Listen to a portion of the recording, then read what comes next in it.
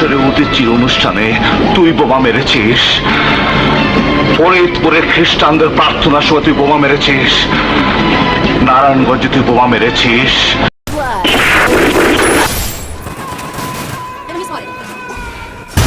কেঠা তোর ইজ্জতের সম্মান ইটা মারছে। আরে ওই হারামজাদা সুলতান কদমতলার বস্তি দখল লইতে দেয় নাই। বস্তির সুলতান চান্দির উপরে আছে চাটাই আর পলিথিন, হোগার নিচে আছে বাঁশের বাচারি। আন্দাই দেমুনি, দুঃখ করিস না।